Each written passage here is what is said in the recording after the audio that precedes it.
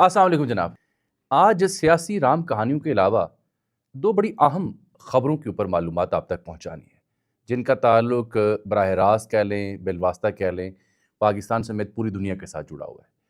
اور یہ جو نیا تھیسس سامنے آ رہا ہے کہ جس کی لاٹھی اس کی بھینس، نیا ورلڈ آرڈر جو بن رہا ہے وہ طاقت کے بلبوتے پہ کیوں بن رہا ہے، اس کی کئی مثالیں سامنے آئی ہیں. پاک بھارت جنگ ہو یا پھر روس یوکرین جنگ ہو، اس سلسلے میں ایک فارمولا پریزیڈنٹ ٹرمپ نے دیا ہے 28 نکات پر مبنی. وہ فارمولا تقریباً آپ سمجھیں یوکرین کی شکست اور رشیا کی فتح ہے. اس فارمولے میں جو نکات لکھی ہیں وہ جب میں آپ سے شیئر کروں گا تو آپ کو اندازہ ہوگا کہ دنیا کس حد تک بے بس ہو جاتی ہے طاقت کے سامنے، اور جو کمزور حریف ہے، جس کا دفاع کمزور ہے، جس کے پاس نیوکلیر صلاحیت نہیں ہے، اس کو کیسے رون دیا جاتا ہے. لیکن اس پر بات کرنے سے پہلے جو دوسرا معاملہ جو میں کہہ رہا ہوں آپ سے کہ بالواسطہ ڈائریکٹلی پاکستان سے جڑا ہوا دوسرا واقعہ، نیو یارک کے میئر منتخب ہوتے ہیں زہران ممدانی، 34 سالہ نوجوان. ان کے اوپر میں نے ایک تفصیلی ویڈیو کی تھی، ڈیٹیلز میں نہیں جاؤں گا. Such a fantastic victory he had in New York. جو میئرز کے الیکشنز ہوئے، کمال انکریڈیبل قسم کی فتح ان کے حصے میں آئی. لیکن چونکہ وہ ایک ڈیموکریٹ کینڈیڈیٹ تھے، ٹرمپ صاحب اپنی پارٹی کے حامیوں کو سپورٹ کر رہے تھے، اور دونوں کے بیچ جو الیکشن کمپین میں تلخیاں تھیں وہ آپ سب کے سامنے تھیں. لیکن پھر کیا ہوتا ہے، پھر جمعے کو اوول میں، وائٹ ہاؤس میں، اوول آفس میں امریکی صدر اور نیو یارک کا میئر، ان کی ملاقات ہوتی ہے. وہ مناظر آپ نے دیکھے ہوں گے. اس ملاقات کے بارے میں ٹی وی چینلز نے، اخباروں نے، سوشل میڈیا نے بہت رپورٹ کیا. لیکن میں اس ملاقات کے دو چار دیگر نکات کی طرف آپ کی توجہ مبذول کرواؤں گا. اور آپ دیکھیے کہ پاکستانی سیاست اور امریکی سیاست میں فرق کہاں سے آتا ہے. یعنی ایک دوسرے کو فاشسٹ تک کا لفظ جو ہے، فاشسٹ تک کا جو لقب ہے وہ دیا ٹرمپ اور ممدانی کے بیچ. اور پھر جب یہ ممدانی ملنے آ رہا تھا تو یو ایس پریزیڈنٹ کی جو ترجمان ہے اس نے کہا کہ آپ سمجھیں کہ وائٹ ہاؤس میں کمیونسٹ ملنے آ رہا ہے. ممدانی کو ایک جہادی مائنڈ سیٹ کا نمائندہ کہا گیا. ممدانی کے جو نظریات اسرائیل کے بارے میں، نیتنیاہو کے بارے میں ہیں، کسی سے ڈھکے چھپے نہیں ہیں. اور جو ٹرمپ کی محبتیں ان کے بارے میں وہ بھی کسی ڈھکی چھپی نہیں ہیں. اور ٹرمپ نے تو یہ طے کہہ دیا تھا کہ اگر یہ ممدانی نیو یارک کا الیکشن جیت گیا میئر کا، تو جو وفاق کی جانب سے فنڈز ملتے ہیں مختلف میئرز کو بند کر دوں گا. یعنی آپ سمجھیں کہ بدترین مخالفت تھی نظریات کی، افکار کی، سوچ کی، خیال کی، طبیعت کی، مزاج کی اور سیاست کی. لیکن یہ سب الیکشن سے پہلے تھا. الیکشن ہو جاتا ہے اور ممدانی صاحب یہ جیت جاتے ہیں. ممدانی صاحب جب الیکشن جیت جاتے ہیں تو انہوں نے اپنی تقریر میں، اگر آپ کو یاد ہوگا، 3 جملے کہے تھے ٹرمپ کے بارے میں کہ اگر آپ یہ تقریر دیکھ رہے ہیں تو اپنا والیوم اونچا کر کے سنیں میں کہنے کیا جا رہا ہوں. اور یہ اب جب ان کی ملاقات ہونے جا رہی تھی تو سمجھا جا رہا تھا کہ اس سال کا سب سے بڑا سیاسی ٹاکرا ہونے جا رہا ہے. جیسے کسی زمانے میں WWE یا WWF کی ریسلنگ ہوتی تھی تو جو انڈرٹیکر وغیرہ یا ہوگن وغیرہ کی ریسلنگ ہوتی تھی وہ سب سے بڑی ریسلنگ کہا جاتا تھا. تو یہ سمجھا جا رہا تھا کہ سب سے بڑا سیاسی ٹاکرا ہے کہ اگر یہ اوول میں جائے گا ممدانی تو ٹرمپ نے پتہ نہیں اس کی کیا کرنی ہے، اور یہ پتہ نہیں ٹرمپ کے ساتھ کیا سلوک کرے گا. تو صحافی بڑا یعنی اوور ویلمنگلی ایکسائٹڈ ہو کے وہاں پہنچے تھے کہ یار دیکھنا ہوگا کیا گفتگو ایک دوسرے کے بارے میں کرتے ہیں. لیکن ہوا کیا؟ ہوا اس کے برعکس. کیوں؟ جب صحافیوں کے مجمع کے سامنے ٹرمپ صاحب بیٹھے ہوئے ہیں، یہ ساتھ کھڑا ہے ممدانی، اس نے اپنی ڈیموکریٹس کی جو نارمز ہیں، بلو ٹائی پہنی ہے، انہوں نے ریڈ پہنی ہے. آپ کو پتہ ہی ہے کہ دونوں پارٹیاں یوزلی پریفر کرتی ہیں اپنے اپنے پسند کے کلر کی ٹائز پہننا. پھر ٹرمپ نے ایک جملہ بولا جب ممدانی کے بارے میں ان سے بات ہوئی. اس نے کہا the better he does the happier I am. یہ جتنا اچھا پرفارم کرے گا اتنا میں زیادہ خوش ہوں گا. یاد رہے کہ ٹرمپ خود بھی نیٹیولی نیو یارک کا ہے. تو یہ اس نے ممدانی کے بارے میں یہ کہہ کے بات ہی ختم کر دی. پھر صحافیوں نے چھیڑنا چاہا کہ آپ نے ایک دوسرے کو جہادی کہا، فاشسٹ کہا، کمیونسٹ کہا، فلاں کہا، اسرائیل کے بارے میں سخت ریمارکس دیے. اور کسی صحافی نے پوچھا کہ آپ کو لگتا ہے کہ ٹرمپ فاشسٹ ہے؟ یہ ممدانی سے پوچھا. اور آپ نے تو کہا تھا اگر آپ جیت گئے تو وفاقی فنڈز روک دیں گے ممدانی کے. اس طرح کی باتیں ان سے پوچھی گئیں. لیکن ڈونلڈ ٹرمپ نے جو جہادی ہونے کے اوپر یا فاشزم ہونے کے اوپر جو سوال تھے ان کو ٹالا. اور یہی صورتحال ممدانی کی جانب سے تھی. جب اس بارے میں بار بار سوال پوچھا گیا تو ٹرمپ نے کہا میں نہیں سمجھتا کہ جو شخص میرے ساتھ کھڑا ہے وہ ایسا ہے. یہ میں نے اتنی لمبی کہانی آپ کو کیوں سنائی؟ اس لیے سنائی کہ الیکشن کیمپین میں نتائج سے پہلے یوں لگتا تھا جیسے امریکہ کی سیاست میں دو بدترین جو مخالف ہیں تاریخ میں، وہ ٹرمپ اور ممدانی ہیں، لیکن جب نتائج آ گئے تو وہ دونوں ایک آفس میں بیٹھے ہوئے تھے. کس کے لیے؟ اپنی عوام کے لیے، نیو یارک شہر کے لیے، اپنی سیاست کے لیے. یہ ہمارے ہاں ایسا کیوں نہیں ہے؟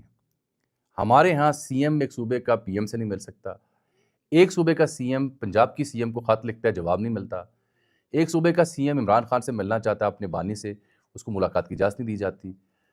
یعنی ہمارے ہاں سیاست کو اس طرح کا بنا دیا گیا ہے کہ جیسے یہ کوئی خاندانی دشمنی ہو، جیسے یہ کوئی مذہبی عقائد کی دشمنی ہو. آپ سوشل میڈیا کے اوپر مختلف سیاسی جماعتوں کے حامیوں کو دیکھ لیں، آپ اپنے آس پاس معاشرے میں اپنے تعلقات کو دیکھ لیں. ہم سیاسی ناپسند اور پسند کی بنیاد پر ایک دوسرے سے نفرت کرنا شروع ہو گئے ہیں. تقسیم اس حد تک ہم نے اپنے اندر پال لی ہے کہ نام لینا پسند نہیں کرتے. لیکن وہاں دیکھیے کہ ممدانی اور ٹرمپ جو بدترین مخالف تھے، الیکشن کے بعد کیسے ایک دوسرے کے ساتھ شیر و شکر ہوئے اور ایک دوسرے کے بارے میں تعریفیں کر رہے تھے. یہ ہے وہ سیاسی رویے جو ہمیں سیکھنے پڑیں گے. بہرحال دوسری جو بات تھی وہ بڑی اہم تھی، بات کہیں سے کہیں نکل گئی. وہ بات اس لیے اہم ہے کہ آپ کو چاہے یہ میری گفتگو آج اچھی لگے یا بری لگے، بٹ یہ ایک بٹر ریئلٹی ہے کہ نیا ورلڈ آرڈر جو بن رہا ہے اس میں یہ لبرل جمہوریت نامی شے جو ہے اس کا بیڑا غرق ہو رہا ہے. طاقت جو ہے، طاقت، ملٹری مائٹ، دفاع جس ملک کا جتنا تگڑا ہے اس ملک کی اتنی زیادہ حیثیت بنتی جا رہی ہے. آپ اب غور سے دیکھیے، اگر پاکستان نے مئی والی جنگ میں بھارت کے 7-8 طیارے نہ گرائے ہوتے، جس کی تصدیق امریکی صدر بھی کر رہے ہیں. کل حامد میر صاحب کی سٹوری میں ایک فرانسیسی کیپٹن جو ہے، نیول کمانڈر جو ہے، جس کا میں نے ویلاگ کیا، جو خود رافیل 20-25 سال سے اڑاتا رہا ہے، اس نے بھارتی وفد کی موجودگی میں تصدیق کی کہ رافیل گرے. تو پاکستان نے اگر پرفارم نہ کیا ہوتا اور پاکستان نے یہ طیارے نہ گرائے ہوتے تو آپ کا کیا خیال ہے؟ پاکستان کو کوئی نام لیوا ہوتا؟ بالکل نہ ہوتا. یہ میں بات اس لیے کر رہا ہوں کہ یوکرین اور روس کے بیچ میں ویسے تو ایک عرصے سے تنازع چل رہا ہے، لیکن 2022 سے جاری جو جنگ ہے، جس میں کہا جاتا ہے کہ 8 سے 10 لاکھ افراد زخمی ہوئے، مارے گئے دونوں طرف میں، اور سینکڑوں 300 سے 400 کے قریب جو جہاز ہیں وہ مارے گئے، 13-14 ہزار ٹینک اور فوجی وہیکلز تباہ ہوئی ہیں، اور تباہی کی داستانیں ایسی ہیں کہ ناقابل یقین حد تک اس کا ڈیٹا آتا ہے.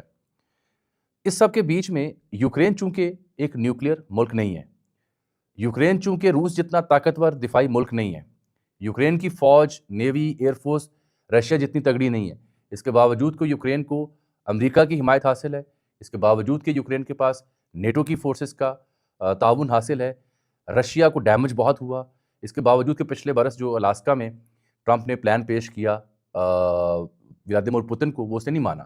اب وہ کہتے ہیں نا چودھریوں کو ساتھ دیتے ہیں. بالآخر ٹرمپ نے روس کے پلڑے میں پلان اپنا ڈال دیے. 28 نکات پر مشتمل جو فارمولا ڈونلڈ ٹرمپ نے دیا ہے یوکرین روس کی جنگ کے حل کا، وہ اگر میں اس کے نکات آپ کے سامنے پڑھوں تو جو تھیسز میں دے رہا ہوں وہ آپ کے سامنے کھل کے ثابت ہو جائے گا. یعنی یہ روس کی فیور میں یہ لگتا ہے کہ بنایا گیا ہے. مثلا اس میں 28 کے 28 نکات تو میں نہیں پڑھوں گا، اس میں یہ کہا گیا ہے کہ یوکرین نیٹو کو جوائن نہیں کرے گا، کیونکہ روس کو یہ شکوہ ہے کہ اگر یوکرین نیٹو کو جوائن کرتا ہے تو نیٹو ممالک ایک دوسرے کی سیکیورٹی کو میک شور کرتے ہیں. سب سے خوفناک جو شک اس میں ڈالے گی ہے وہ پتہ کیا ہے؟ وہ یہ ہے کہ یوکرین کی جو فوجی ہیں، فوج جو ہوگی، اس کا سائز صرف 6 لاکھ تک محدود کرنا ہوگا یوکرین کو. 6 لاکھ تک آپ فوجی رکھ سکتے ہیں، اور اب کتنا ہے موجودہ دور میں؟ 8 سے 10 لاکھ، اس سے بھی زیادہ ہے. یعنی یوکرین کو پابند کیا جا رہا ہے کہ فوج چھوٹی کرو. اور اس سے بھی زیادہ خطرناک شک پتہ کیا ہے؟ کہ Ukraine will remain naan nuclear state. Ukraine ہمیشہ نان نیوکلیائی ریاست کے طور پر رہے گا. نیوکلیئر معاملے کے اوپر پیش رفت یوکرین نہیں کر سکتا، پابند کر دیا گیا ہے. اگلی بھی 28 شکیں ہیں، لیکن میں 4-5 موٹی چیزیں آپ کے سامنے بیان کر رہا ہوں.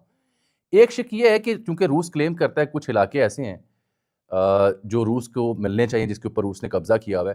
19 سے 20% جو علاقے ہیں روس کے، یوکرین کے شمالی یوکرین کے، اس کے اوپر روس چڑھ دوڑا ہوا ہے اس جنگ کے دوران.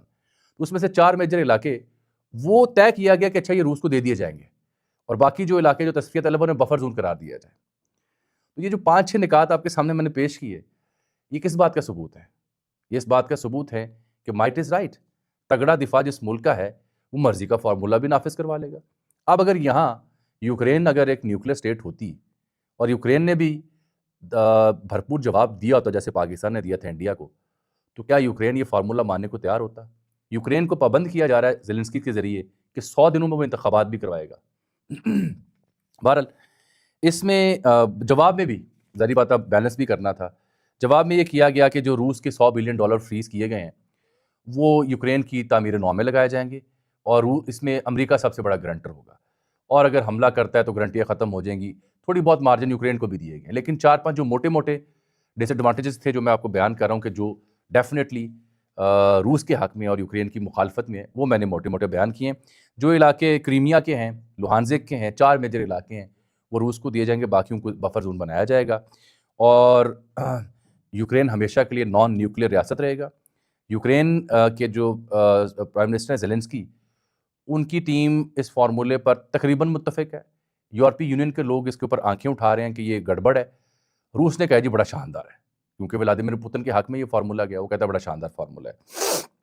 یہ میں آپ سے بات بتاؤں 2022 سے جب سے جنگ لگی ہے، کوئی کم از کم 10 سے 12 لاکھ بندہ ایسا ہے جو مارا گیا ہے، زخمی ہوا، یا ہی اور شی ہیز گون مسنگ، اور کوئی مجموعی طور پر 400 سے 500 جہاز ہیں دونوں ممالک کے جو گرے ہیں اس جنگ میں۔ یوکرین نے ڈرون حملے بھی کیے۔ یہ 1991 میں ریفرینڈم کروا کے 90% سے زائد جو یوکرین کے شہری تھے انہوں نے ریفرینڈم میں حصہ لیا اور انہوں نے روس سے آزادی حاصل کی تھی، لیکن روس کبھی بھی ہمیشہ سے چاہتا تھا کہ چونکہ ہم سے یہ علیحدہ ہوا، کچھ علاقوں میں رشین زبان بھی بولی جاتی ہے، تو روس ہمیشہ سے اس کے اوپر ایک اپنی اجارہ داری بنا کے رکھنا چاہتا تھا، بالکل ویسے جیسے خطے میں بھارت چاہتا ہے کہ باقی ممالک کے اوپر وہ چودھری کے طور پر ہے، اس کی پالیسی آمد درآمد میں آئیں، تو روس کی بھی یہی بیہیویئر تھا یوکرین کے حوالے سے، لیکن یوکرین کو نیٹو کی، یورپی یونین کی حمایت حاصل تھی، سم ہاؤ امریکہ کی حمایت حاصل تھی، اور یہ بڑے چودھری نہیں چاہتے کہ کوئی روس جیسی طاقت یا چائنا جیسی طاقت یا انڈیا جیسی طاقت بالکل ہی کھل کے شتر بے مہار ہو جائے، تو انہیں وقتاً فوقتاً ڈوز دینے کے لیے یوکرین جیسے ممالک حملے کرتے ہیں اور ان کو کٹ ٹو سائز کرتے ہیں، لیکن پھر جب بات ہاتھ سے نکل جاتی ہے پھر ایسے فارمولے آ جاتے ہیں جنہیں 28 نکات پر مبنی پلان کہا جاتا ہے جو ڈونلڈ ٹرمپ نے دی ہے۔ یہ کہتا ہے واشنگٹن اور ماسکو نے مل کر اس پہ کام کیا ہے۔ اس میں ایک اور بڑی خوفناک شک ڈالی گئی ہے، وہ شک یہ ہے کہ نیٹو جو ہے وہ اپنے جو ٹروپس ہیں وہ یوکرین میں نہیں رکھے گا۔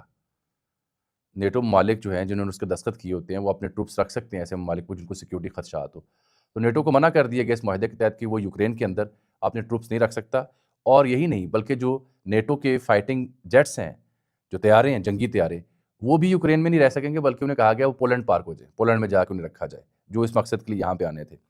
اور ایک اور بڑی اہم بات یہ کہ یوکرین چاہ کر بھی کبھی نیٹو جوائن نہیں کر سکتا، یعنی یہ بھی پابندی لگا دی گئی، ایک آپ نے فوج چھوٹی کرنی ہے، آپ نے ایٹمی ریاست بھی نہیں بننا، آپ کے ہاں سے نیٹو بھی نکل جائے گی، آپ فائٹر جیٹ نیٹو کے بھی یہاں سے نکال دیں گے، اور آپ نیٹو کو جوائن بھی نہیں کر سکتے، جسے ہم کہتے ہیں نا ہاتھ پاؤں باندھ دینا اور مجبور کر دینا۔ بدلے میں کیا ہے؟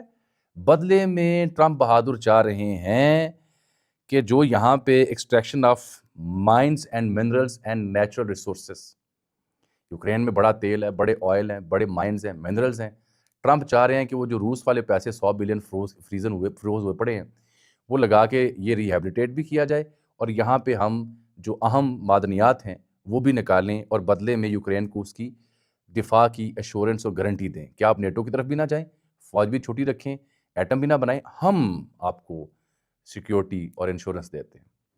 بالکل ویسے جیسے افریقہ میں کئی ممالک جہاں سے تانبا، چاندی اور سونا نکلتا ہے، ان کو پرتگال، فرانس اور دیگر ممالک سیکیورٹی تو دیتے ہیں، لیکن وہاں پہ حالت زار کیا ہوتی ہے، عوام کی غربت کی، شرح ترقی کی، وہ آپ کے سامنے ہے۔